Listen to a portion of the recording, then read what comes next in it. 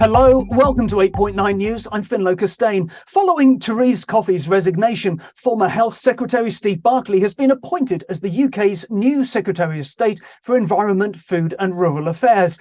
Defra is often considered one of the lower-ranking departments of state. Indeed, Steve Barclay's appointment has been called a demotion by many media commentators.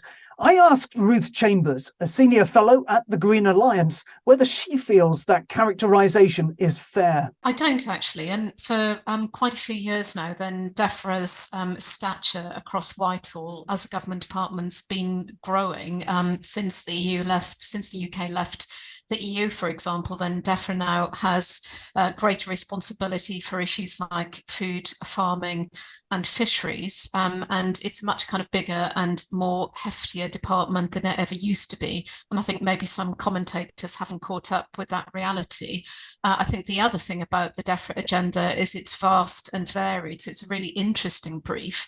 And it's probably the government department that touches more of our lives than any other department, because it covers things that we depend on as people, whether it's clean air or clean water, as well as really important issues to the public, such as nature and pollution. So yeah, I think it's a bit of a misnomer. And actually, if you look at the 7 secretaries of state that we've had over the last 7 years at Defra, many of them have been political heavyweights. So I think it is a department that now is becoming, hopefully, a bit more sought after in any reshuffle.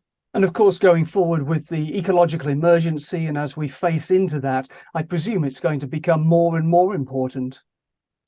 Yeah, well, you would hope so. And, hopefully we'll soon see an end to the days where in any government reshuffle, the last appointment or one of the last appointments to be announced was quite often the Defra brief. That didn't happen this time around.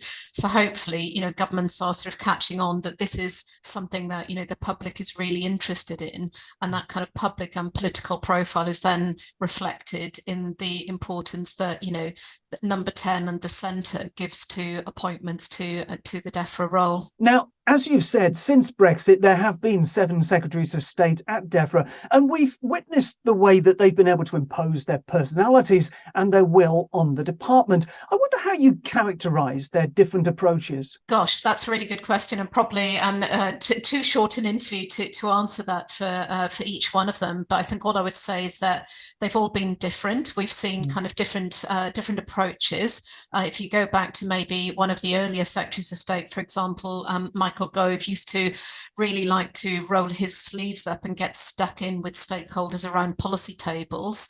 Other secretaries of state have tended to do things in a bit more of a sort of maybe traditional way. We're yet to know how the new Secretary of State, Steve Barclay, wants to engage with stakeholders, whether it's people that represent landowning or farming interests, or whether it's environmental NGOs or businesses. Only time will tell how that unfolds. But the most important thing I think that we can hope for from the new Secretary of State is that he really endeavours to hit the ground running, and that all of the important issues that are within his brief, he tries to ensure that there is some momentum sustained. And that's something that when the baton passes between new heads of departments, sometimes there can be a bit of slowing down as ministers get up to speed. We haven't got time for that, quite frankly, because there are so many pressing environmental issues. So I think the thing we'd like to see most is just that pace and momentum being maintained. Well, let's come on to some of those issues in just a moment. But first of all, I wonder whether you have a sense of what Therese Coffey's legacy will be. I mean, what state is Defra in now? So I think there were some very welcome things that her government did publish. For example, the Environment Act targets and the Environmental Improvement Plan. The difficulty is that what we haven't yet got to support the delivery of those really important commitments is a clear delivery plan, so that we as stakeholders can really understand best where we fit in and how we can support the government's delivery of its plan and its priorities. On the other hand, some really important issues have either fallen by the wayside or been delayed, which is disappointing. An area of policy that has been beset by now quite considerable delay is waste and resources reforms, for example, with important measures such as the deposit return scheme now kicked to the other side of the election. And while the government passed 2 years ago this month, actually, its Environment Act, which contained many important measures, some of those are also yet to come to fruition. So 2 examples. One would be biodiversity net gain, where developers now have to contribute towards local biodiversity improvements when they do build certain developments. That is coming, but it hasn't arrived yet. Another one, which is a global commitment, again, very welcome, to ensure that commodities that are derived from illegal deforestation are removed from our supply chain so that we as consumers know that we're not contributing to deforestation of tropical forests. That's yet to be activated, and there's no sign of that coming either. So again, passing the baton over to the new Secretary of State, we'd want to see action continued on biodiversity net gain and action expedited on deforestation. And thinking ahead again, what other sort of priorities do you think the new Secretary of State should set for himself? So one really important tool that the new Secretary of State has at his disposal is something that's quite new, actually, and it's the embedding of 5 environmental principles across all government ministers' kind of to-do lists and day jobs. So any government policy pretty much that's made from now on needs to take account of these principles.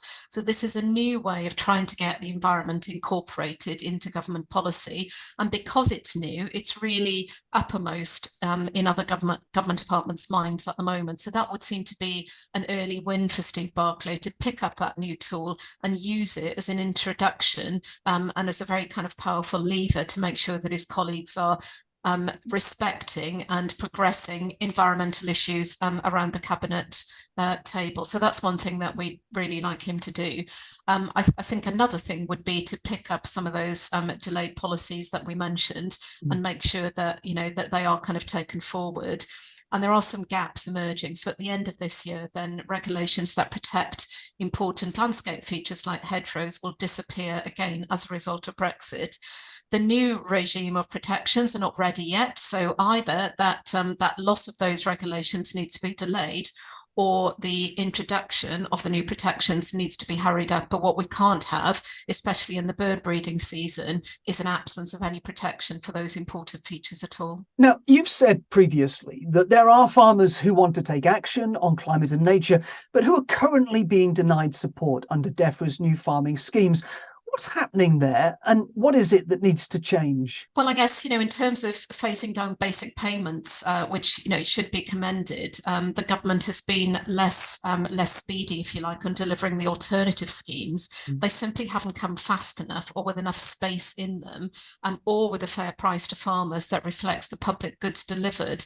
So we think that a bit of a reset is called, and we hope that, again, Steve Barclay, who comes from a very rural area with lots of farming in his constituency, will bring a fresh pair of eyes to that, to ensure that farmers get the support that they need to carry on the welcome direction of travel, which is towards more nature-friendly farming, whilst also ensuring that they're supported for their good work. And just finally, if you had your chance, what would be your political advice to Steve Barclay to make sure that his cabinet colleagues really understand the importance of the Defra portfolio? Well, I mean, I guess I'm sure he'll have excellent political advisors around him. But I guess if I had the chance, then I might say one or two things. One would be to remind him to remind his colleagues of just the sheer public saliency of the brief. You know, that the public want to see nature protected and restored. The public want clean air and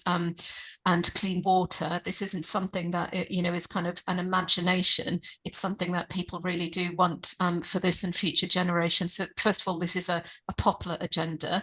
The second thing maybe to remind his colleagues would be that many of their briefs depend on a healthy and well-functioning environment, whether it's the economy or whether it's other parts of departments. Then, so, you know, if he does his job well, then actually he will be able to help his colleagues, but they in turn can certainly support him by making sure that there is a joined up approach to policy making that respects the environment. And that's one thing that I would suggest. That was Ruth Chambers from the Green Alliance. More news on our website, 8point9.com. That's all for now. We're back soon. Thanks for watching.